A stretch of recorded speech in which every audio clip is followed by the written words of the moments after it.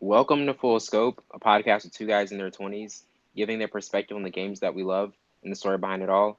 I'm your host, Winston Burns, along with my counterpart, Savon Morris. How's it going? It's going pretty good, man. How's everything? Pretty good. I mean, this is the first time we've done this, right? It's not like we've done this multiple times. Hey, just take two, guys. Take Take two. two. It takes two to tango, I guess. Whatever. Sorry. But to start things off for tonight, dealing with the young cores for the NBA next season. You've got Dallas with Luka Doncic and Kristaps Porzingis, um, Memphis with Ja Morant and Jaren Jackson Jr.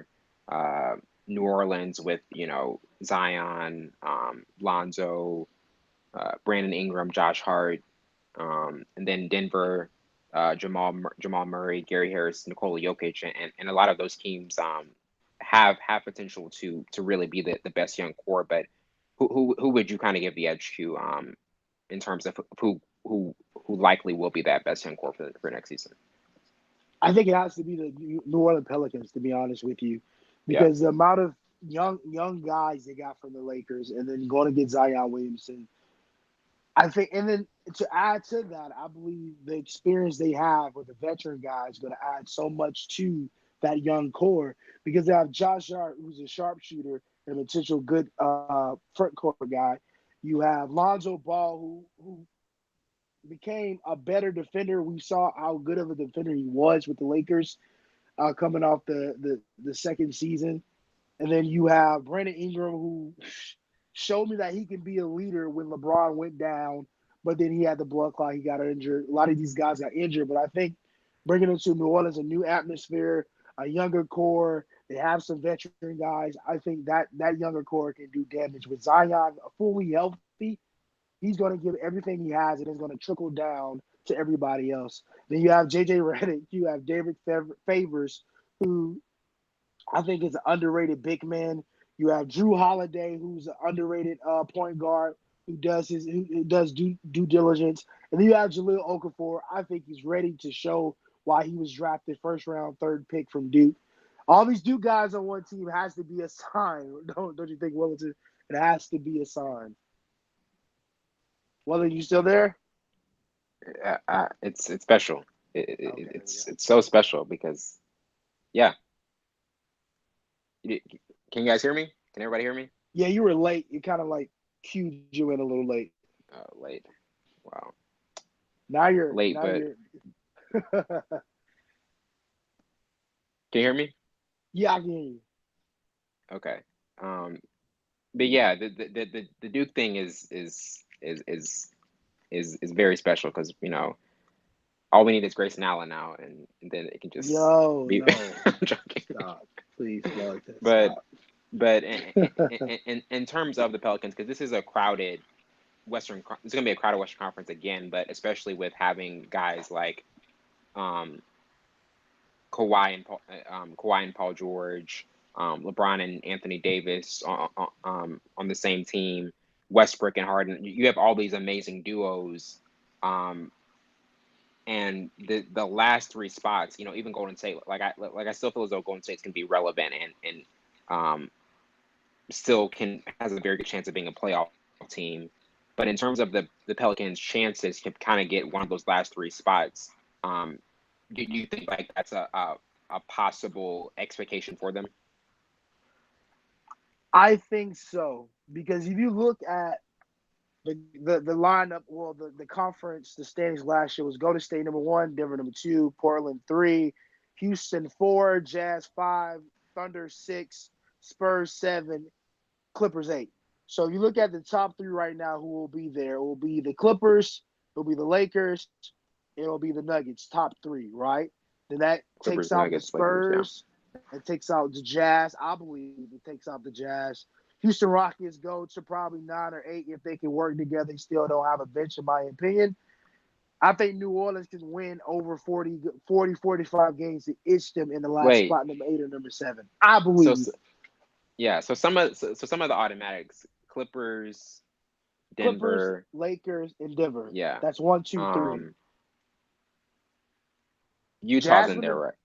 Utah's going to be at the tail end. I believe, in my opinion, I think the New Orleans Pelicans can beat out a couple of these teams because I Really? don't think the Spurs will be there next year. I don't think the Spurs, the amount of talent that's trickled or transitioned over to the West even more, I don't think the Spurs will So be there with DeMar DeRozan. who are some teams in the West so pretty much there's just three teams like for sure going to be in, but then the rest you kind of feel like it's wide open. It will depend on the injuries because the only reason why Golden State is not in the top three because of the injuries. I know they have Clay. Russell, yeah, and then Clay's injured.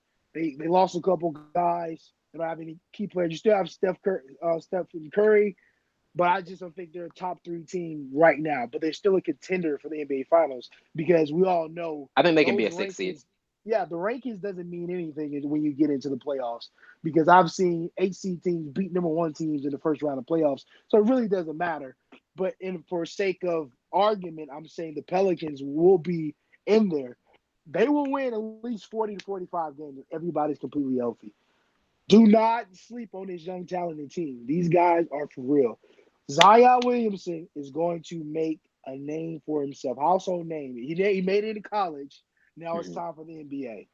But I think having JJ Redick, Drew Holiday, Derek Favors, Jill Okafor, if he can step up, and those other guys, because Lonzo's not going to start. Josh Hart's not going to start. Those two guys will come off the bench. I think Lonzo is a better defender than people think he is. Who's And going to be the then starting lineup? starting lineup for JJ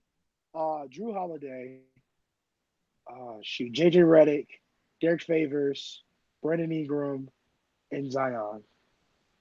Okay. Starting five. I don't think Lonzo Drew should and be the JJ is starting a five. solid is an interesting backcourt.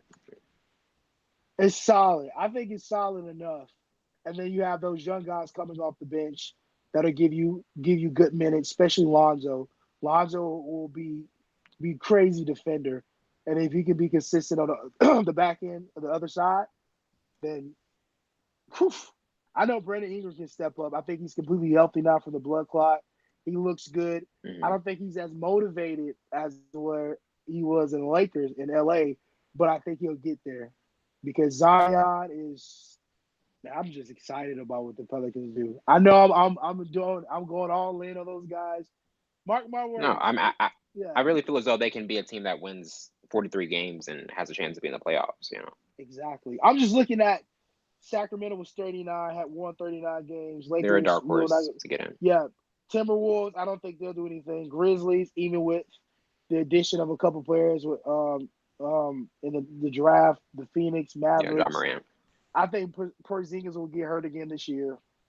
Oh I God. don't wish anything on people, but his history.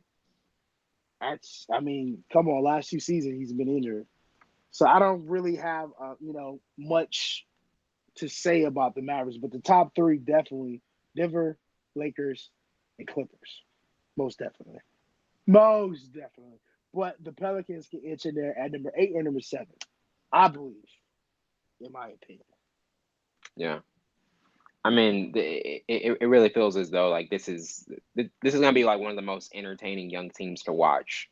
It's like pretty much anytime, if everybody's healthy, anytime they're gonna be on TV. Like they're just gonna be like one of the league pass must watches because Yeah, you're gonna want to see what they're doing almost every night, and it's just they kind of have that draw, and it's not just because of Zion, like you said, it's because of like all of the young talent that they have, surrounding him, and veteran talent. most definitely. Yeah. I mean, before we move on, to me, in terms of the best young core, like if I had to do a power ranking, um, I, I mean, New Orleans would be like two for me. Memphis would probably be third, and then I would have like Denver still one because to me, just Jamal Murray, Nikola Jokic, Monty Morris, um, this is a team that like I think they win above 30 games. They their second round playoff loss, even though like it was a series, like I felt as though even though they had home court advantage and still had a bit of a chance to advance to the conference finals. like to me, Nikola Jokic being one of the MVP candidates, top five MVP candidates, I feel as though he's going to continue to grow. Jamal Murray, as you know, as we talked about in the past, can be inconsistent, but at other times he can be, an on fire shooting guard.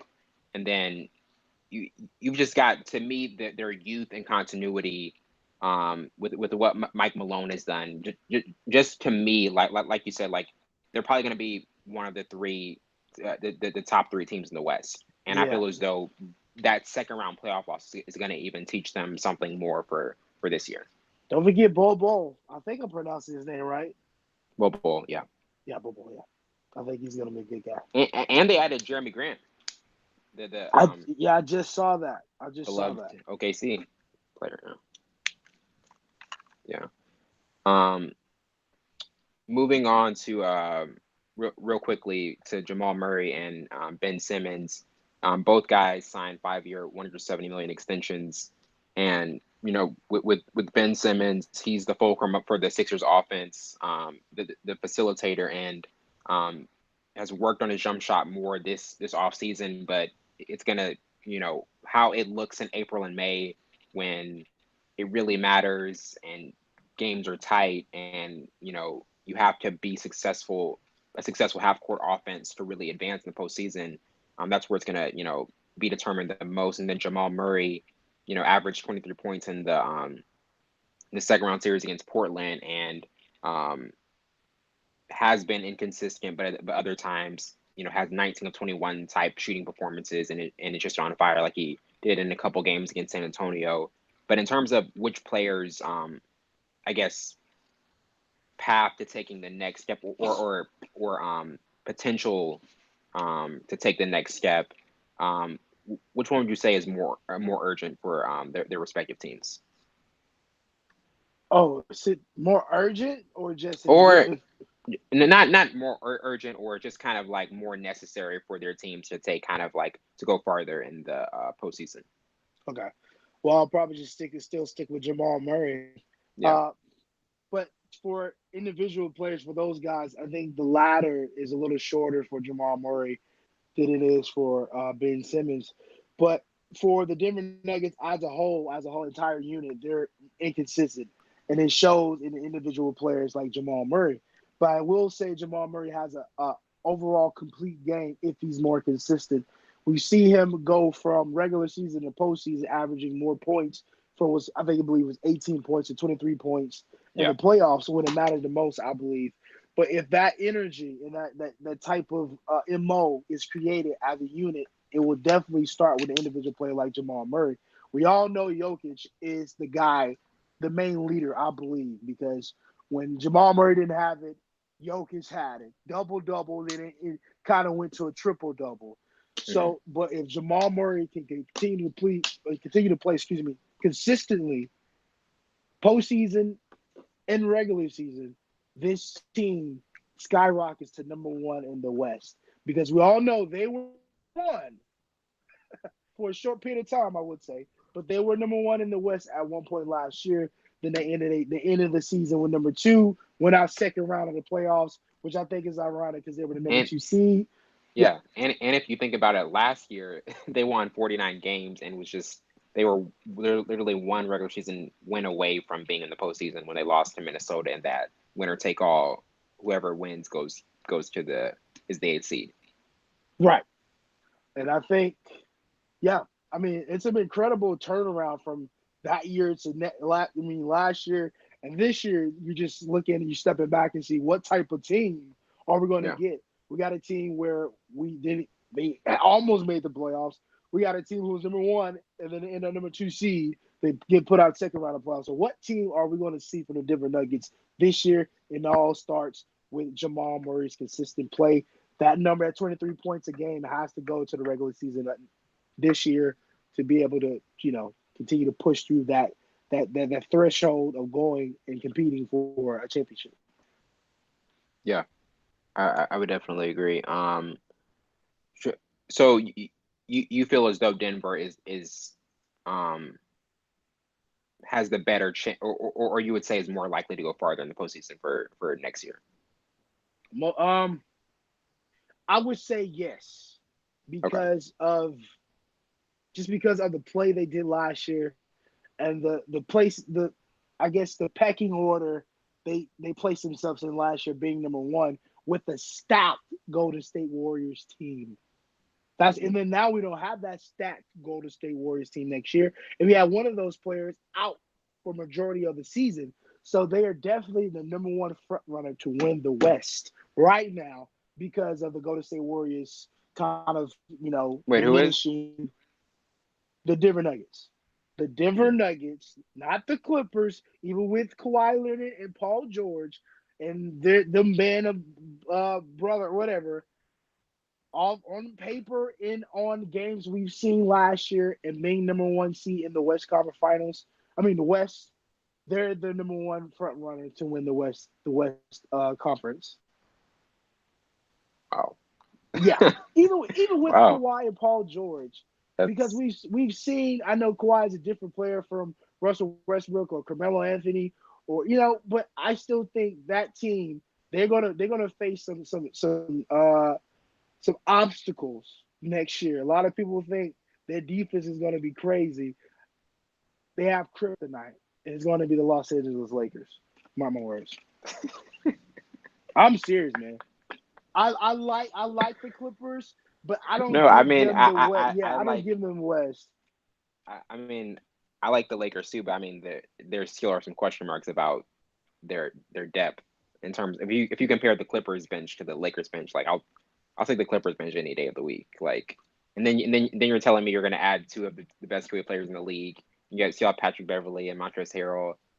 I mean, it's just like yeah, I'd still say the Clippers, but you know, A lot of people but, are but infatuated about that. But if Paul George was his bit, you know if what? he I'm can not gonna stay get into healthy, it. like you said, yeah. I mean, like he had the shoulder injury issue, and that's like the health concerns because both of these guys have had some major injury issues the past couple of years, which is that's the biggest red flag for this team. I wasn't even referring to the injuries. Mm-hmm. I'm just saying Consistency. Patrick Beverly is a first team defensive guy. I'll give you that. Kawhi is a great defender. Paul George is a great defender. But I think all those that commodity right there, I think it's still going to be some obstacles on that basketball team. I think Kawhi Leonard is going to get lost in who who I think he's going to get lost in his identity because I don't think Kawhi wants to be the guy who finishes games. I don't think he wants that. He did that last year. No, I've seen that in a couple of those games. You can see his demeanor. He didn't want to, but he had to because that was the team he was on. If you look at when he was a Spurs, he wasn't the guy who's shooting the last shot.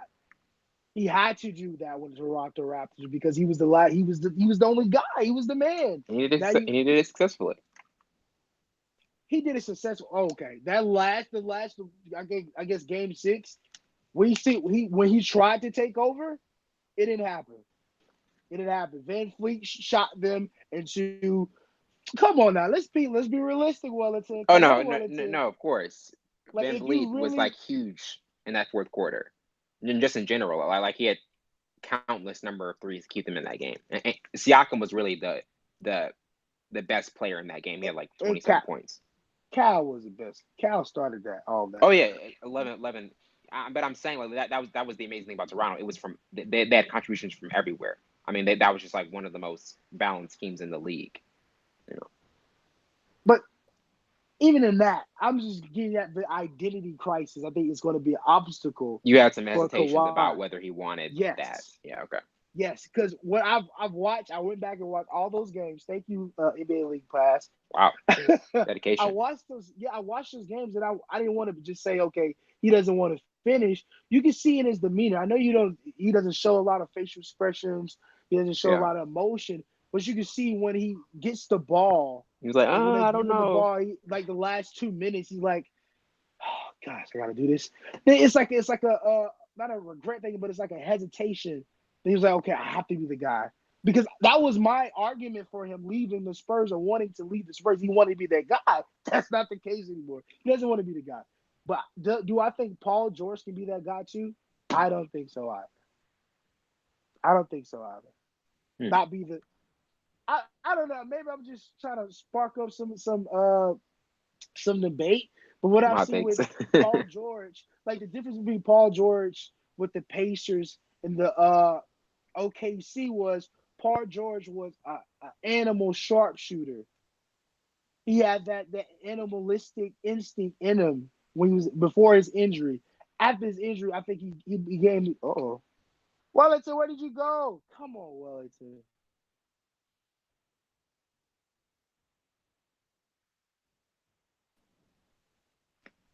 Wellington, are you Hello? back? Hello? Yeah. Okay, I'm here. Okay.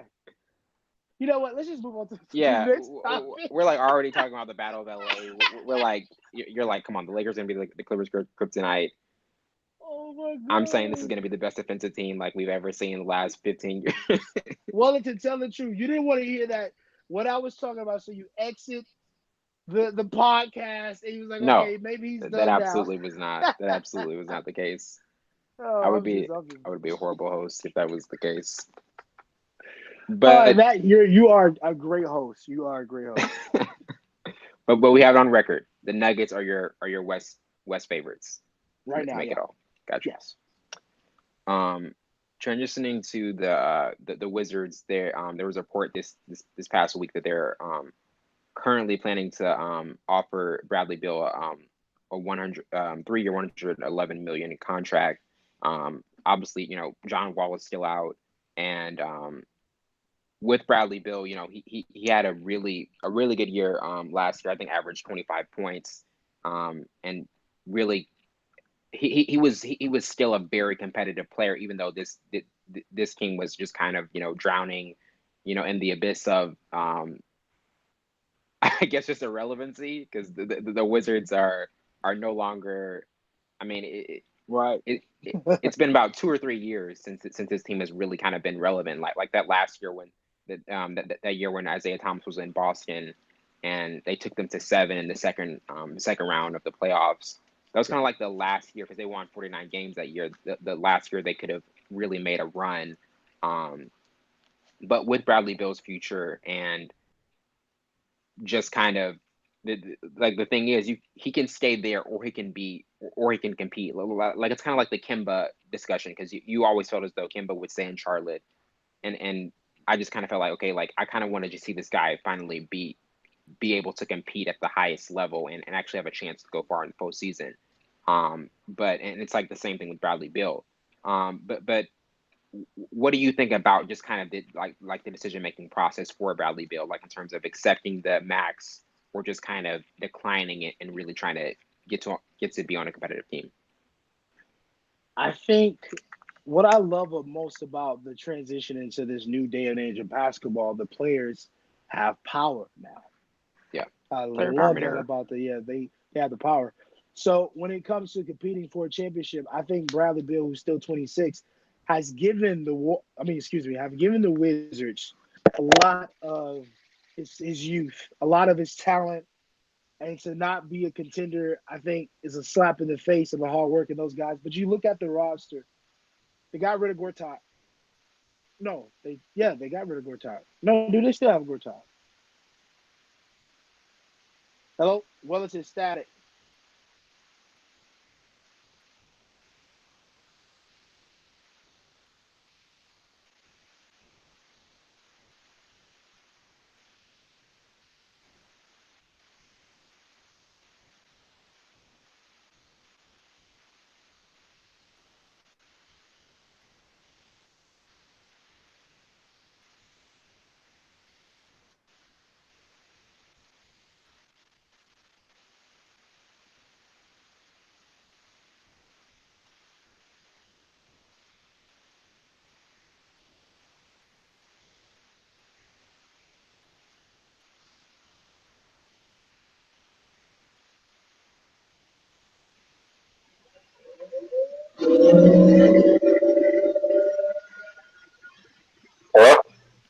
Yep. Can you hear me? Yeah, it was nothing but static.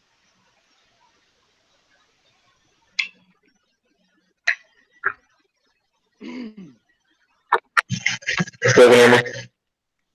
What's All that? right, this it sounds like static too.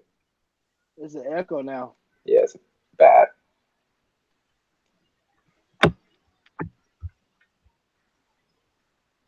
Yeah, I'm straight up. Can you hear me now? Yes. Okay. But we were talking about with with Bradley Beal and the Wizards, just kind of the decision making process for him. Still wanting to be pretty much giving like the team most of his like youth, and now being 26 at the point where he's in the prime of his career. You would say him going would be the best decision for his career right now. I think so. Because you look at John Wall, he's been injured for the last couple of seasons. I think the two, he got injured December 23rd and had surgery. Then he slips again at home. Now he'll be out for the season, this season coming up.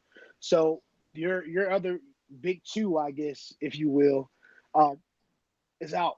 You don't have Otto Porter is still there, but they don't have an extremely tough bench. And their starting five is kind of laughable. So they're a bit of a pickle because they have the opportunity to go up in the ranks in the Eastern Conference Finals now that Kawhi's back in the West. Yeah. But it's still up in the air because they don't have the amount of time for Bradley Beal. I think the opportunity is to see if you can go in a trade. Do not accept that big contract. You have enough time to even get a bigger supermax contract instead of an extension, and then you go to a team who may possibly be a championship contender team like the Heat, because I've heard rumors, reading articles and different things like that they want to trade for Bradley Beal and John Wall. But if they can just get Hmm. Bradley Beal, I think that'll be Bradley a Beal and Jimmy Butler. That's a pretty nice I pairing. think that'll be dope with the young guys they have there. With I think Tyler. I think he's Tyler gonna Hero. be Hero. I think he's gonna When be a could good that trade player. happen? Would the Heat have to wait in the season, mid season, or I think so because they wanted to trade for OKC, but in order to trade from OKC, they want their first round draft picks back. I don't yeah? think OKC wants to do that, so they're gonna keep Chris Paul on ice and eventually make him understand that you might not get a trade because nobody wants you or they want too much from you. I mean, the So OKC can be competitive this year. I mean, like they have a decent roster. You know. yeah, they got a decent run. They'll win 35, 36 games. Yeah. Um, we'll see how fresh Chris Paul is because they still have it's a couple young guys and see if he can be lead that team. Let's We, see if he we, can be a we good may team. see a motivated Chris Paul, Maybe, like a chip on his shoulder Chris Paul. maybe because his mo with his teammates is not. I don't see how Not great. LeBron James and Carmelo, all these guys are best friends. Well, these Bron's guys like, never yeah, play I on the don't want you to same come to LA. team. Right, they never play on the same team either, so that might be a way they're best friends or good friends outside the court because they never play with each other. So it's a total difference playing with somebody and just not liking what they do. But I think if that's the best possibility of him being a contender because I think his contract's up. I think either 2022 or 2023. It's one or the other. Yeah, 22. Yeah. So don't sign. Wait it out because you have time. Wait it out. Yeah. Just wait it out. Yeah. So in terms of the Wizards and John Wall, like let's see. I mean, let's just say hypothetically, Bradley Beal gets moved like sometime midpoint of the season.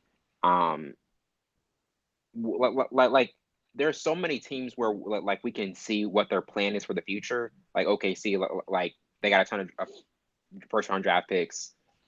Like if they hit it well, they can be set up for the future pretty nicely. But with the Wizards, we really don't see like a template for that. Like what's the best move for the Wizards now in terms of trying to kind of like build for the future, since like their two best players are there's a good chance that they'll likely be moved like sooner than later. You do just that. Build for the Yeah. future. You see all these other teams are trading their big time players away and getting first round draft picks and getting younger core players in there so you can build from the ground up. At one point, the Wizards was contenders for KD. Yeah.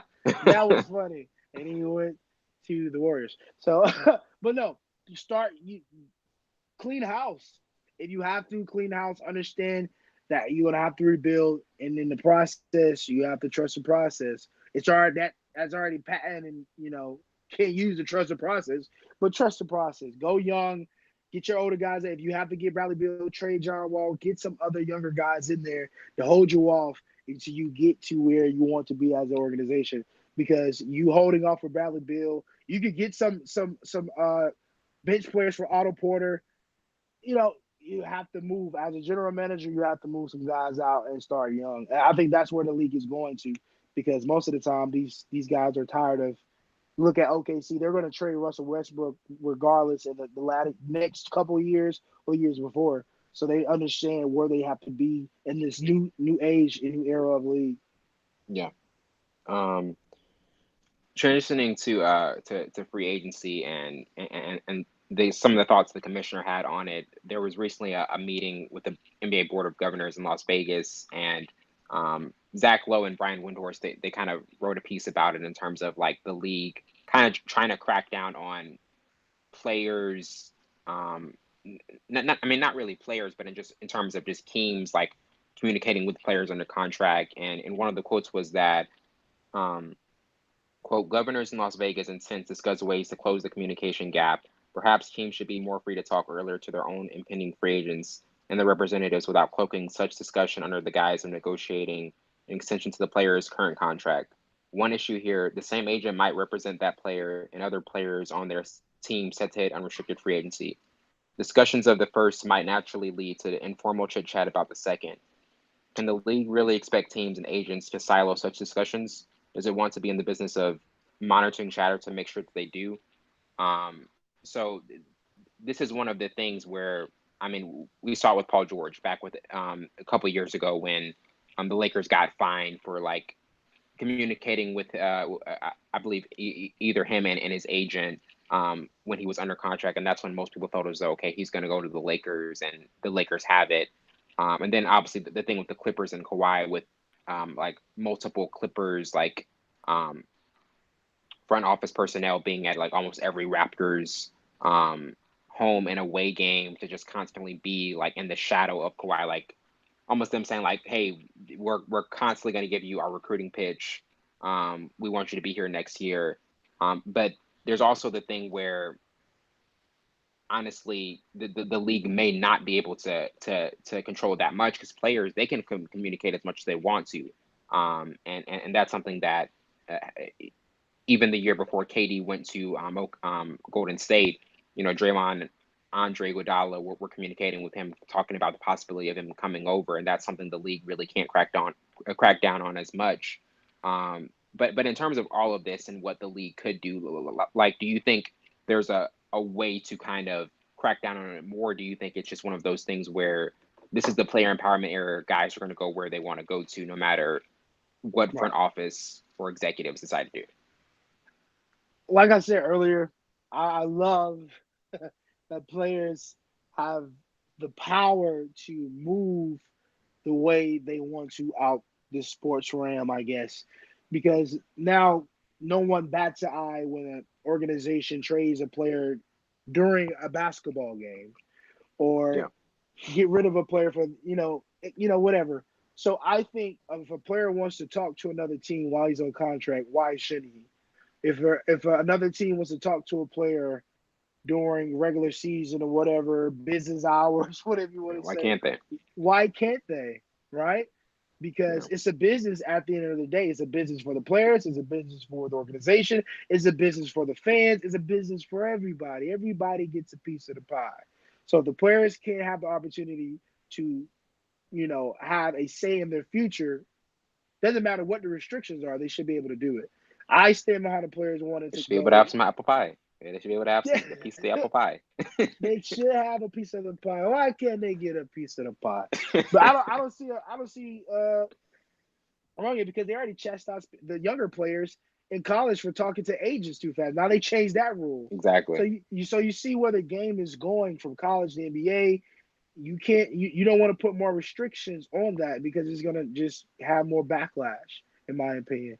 Let the players be able to move freely without having restrictions on them.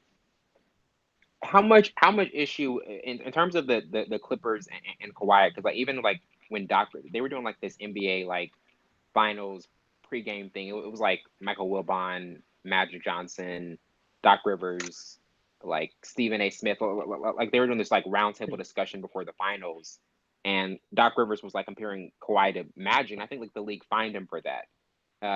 Just like a certain compliment they gave him because they just kind of read into like it was like a recruitment pitch. But like my question to you, like if you're the Clippers, wouldn't you like the entire year before he's a free agent? Wouldn't you be doing the same thing? Like everything you could be doing in your power to make to make that destination. It's LA, so it's already alluring, but to make that destination even more alluring. Yeah, I mean, recruiting is a nasty business. You look at Yeah, I mean, these high, there's no clean way to go about it.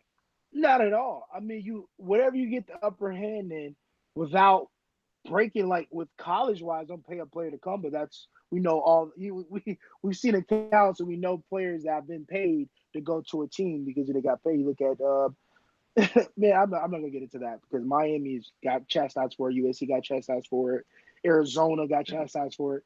So you whatever upper hand you get without being gritty with it, do it. Because most of the time these players are indecisive anyways, because everybody has something something they can, relate to. But if you can pitch a 30-second pitch while you're on air or while you have this person here, why not?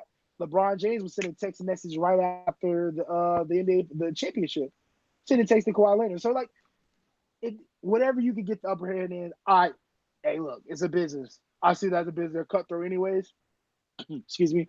So I don't see any fault in it. Yeah.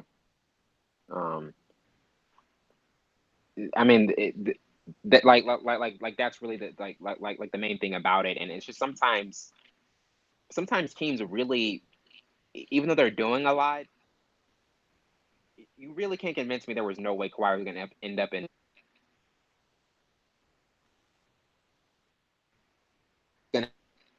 because that was the team that he wanted to go to, and it feels as though even when teams put as much, there are things that teams have to do, but at the same time, like you said, it's not going to be clean cut all the time. There's going to be kind of like a gritty way you have to go about it to kind of get that player's attention a little,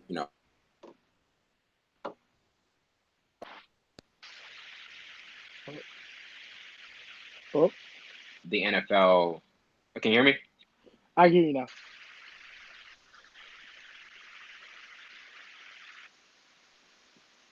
Dealing with the Chiefs this Hey, past.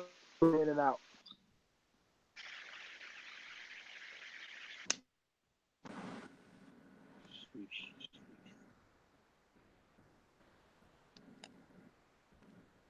Can you hear me now? Yes. I don't know how it's like it's going in and out like it's static. Like I hear like it's sounds like running water, but I know it's static. But yeah, I can't hear you at all.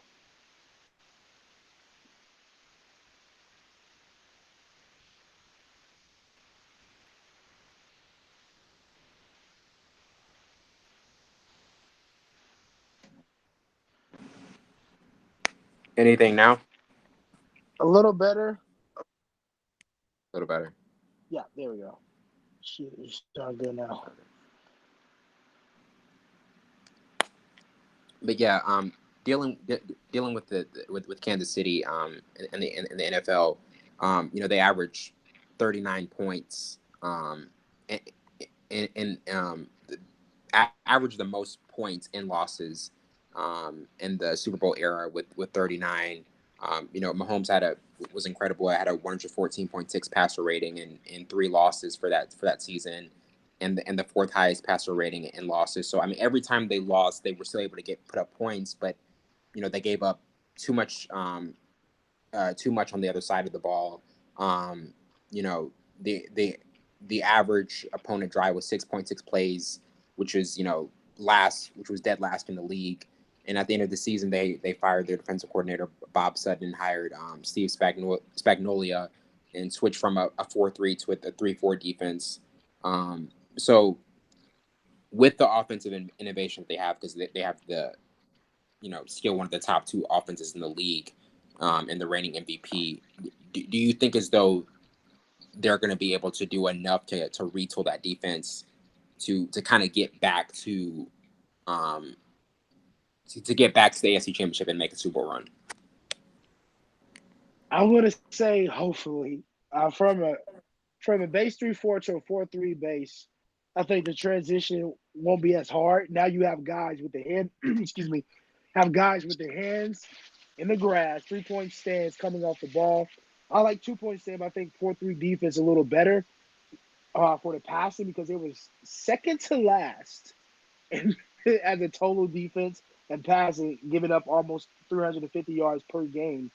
So you get rid of D Ford, I think, who had clearly his best season last year. You get rid of Justin Houston, a vet.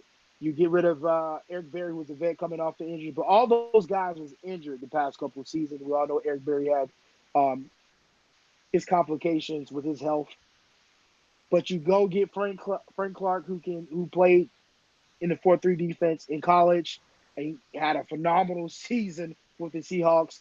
But the secondary has to be the focal point. You can stop the run any day, but they allowing 350 yards a game. No, you got to cut that out. You have to figure out. I think 4-3 will help that a lot. Safety over top, or they can go two safety with the cover two. I think that'll help them out. Help them out a lot. And then the linebacker core, Reggie Ragland and Hitchens. I think those guys step up in that 4-3 defense and kind of transition with Spagnuolo as the defensive coordinator. I think they'll do justice for their offense, who will be incredible now that Tyreek Hill is back with the team from his allegations from his child abuse.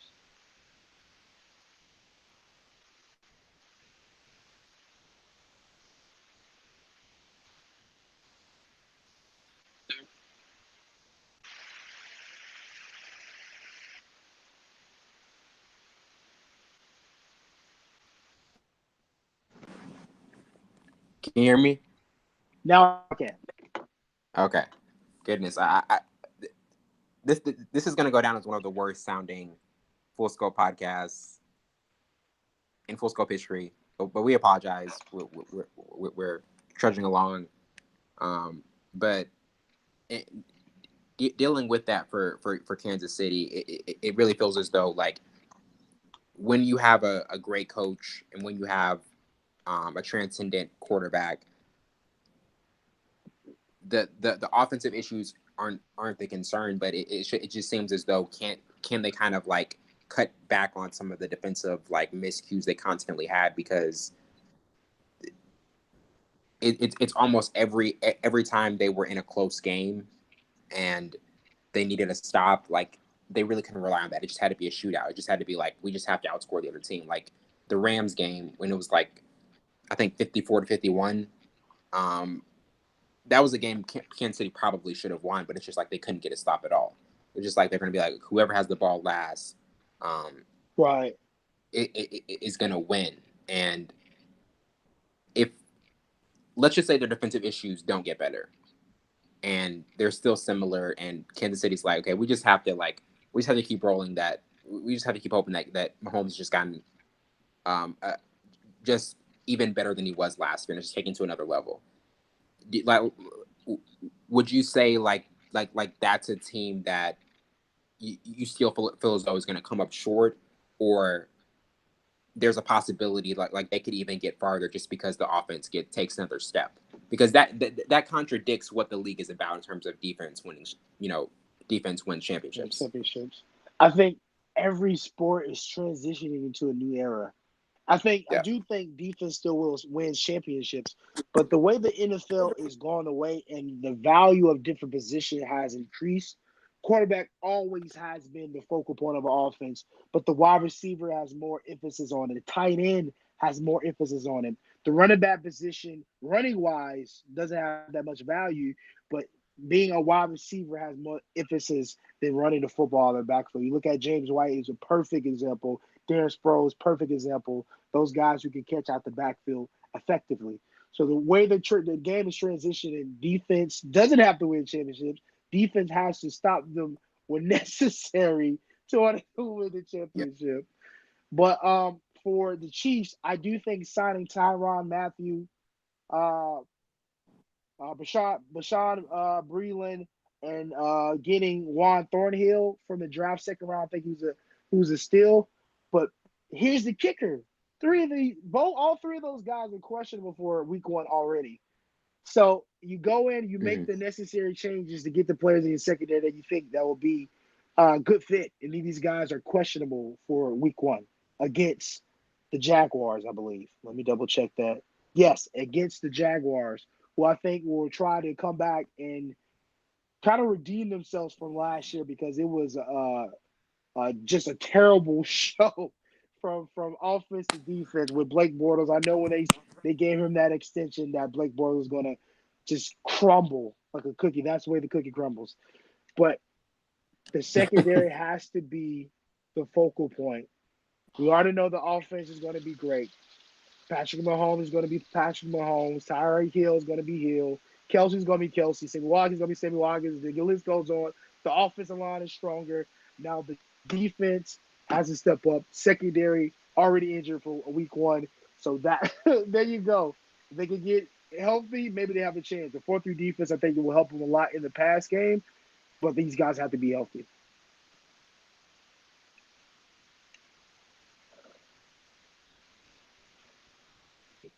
Um,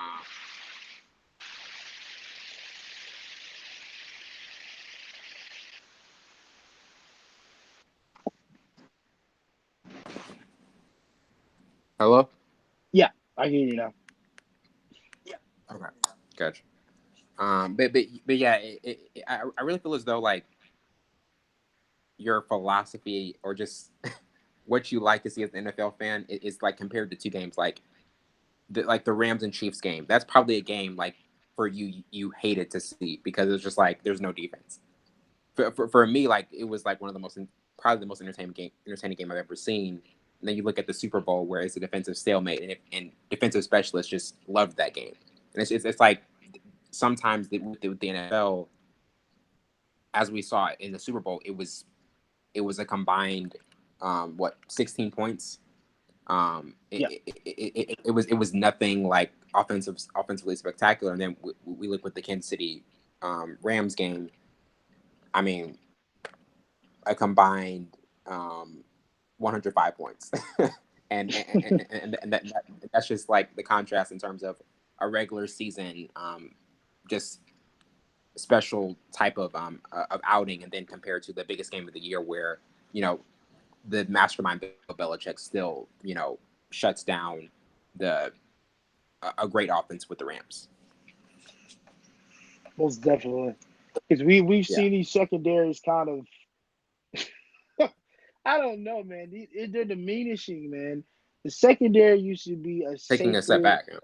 Yeah, they taking a step back, and the Chiefs are the number one team to take a huge step back. At one point, the Chiefs secondary with Eric Berry was disgusting. It was so not in a bad way. If sorry my Yeah, good. terminology, but it was just they. You knew Eric Berry was coming down, smashing everything that moves. They moved as a unit. When Eric Berry went down from his health issues, they had a lot of. Then you lose Peters to LA. It's a lot of moving factors that factor into that, and then the rush of the D ends.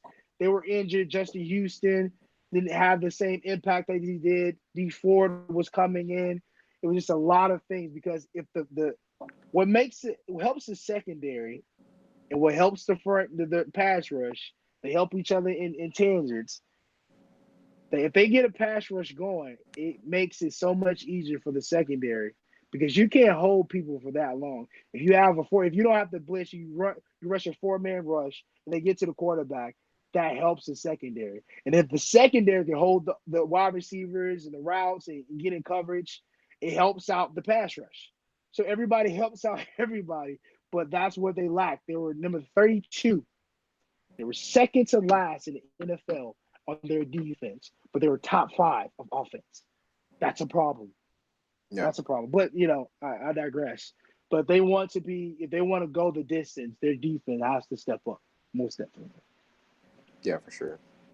Um, Transitioning to our last topic with the Cleveland Browns, you know, their manager John Dorsey, you know, he knew this team was rebuilding for the last 3 years, um, and he's always been kind of like the aggressive, smart general manager who's gonna constantly push the chips to the middle of the table and go all in. And this is the offseason where he really went all in because you Yeah. know Cleveland like they really showed signs of progressively going up.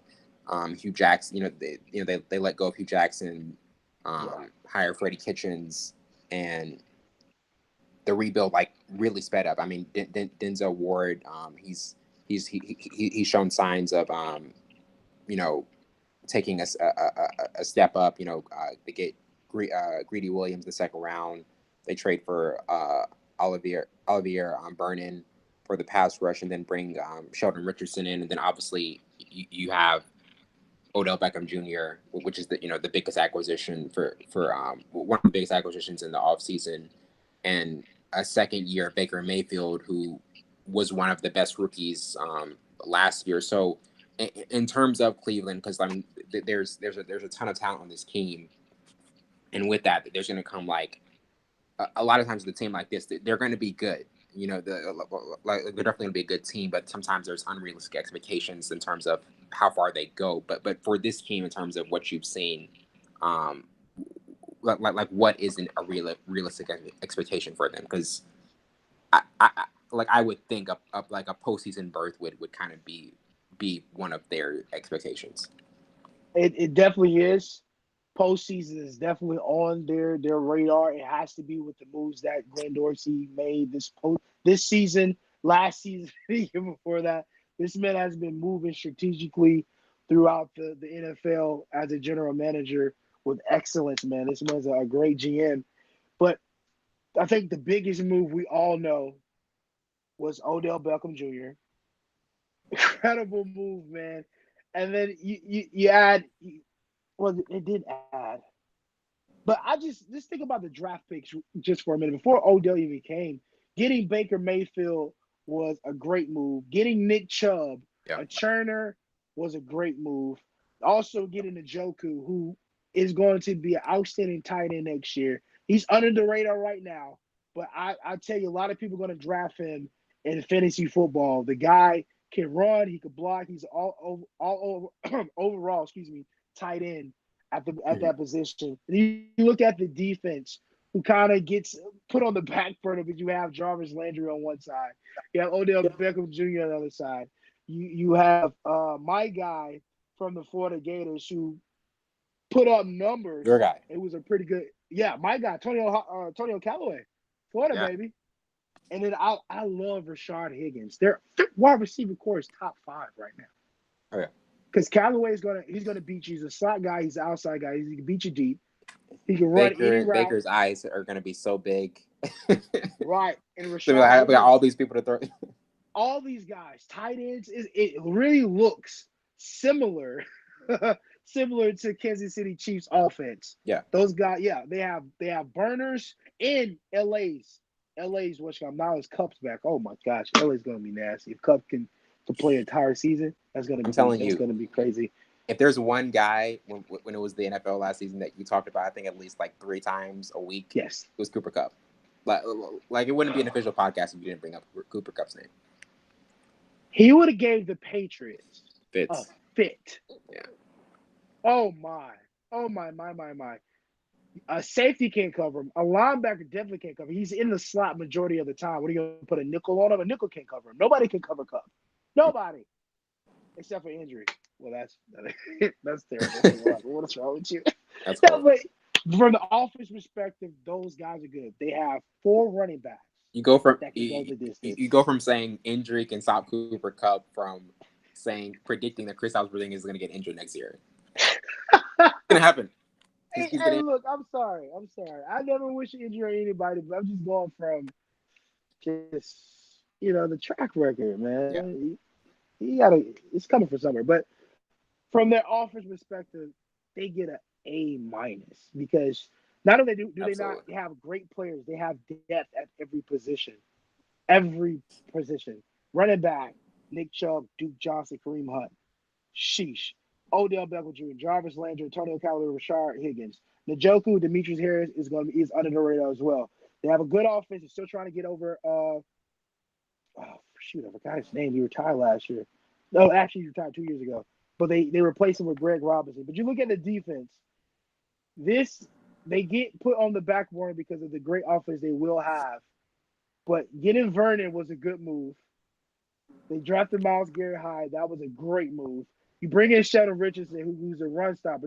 He's not great in the pass rush, but he can stop the run, which they were, I think, what was their ranking last year? Because they couldn't stop the run to save their lives. That was their Achilles heel. Let me give you a specific. This is why I like this live. Cleveland was number 30. Oh wow. Cleveland was number 30. So right before Kansas City Chiefs. So their run game was terrible last year. Adding Sheldon Richardson, Vernon, Miles Garrett, and then they added Greedy Williams to the secondary. Oh my gosh, that's gonna be good. Still have Denzel Ward, who was crazy good last year.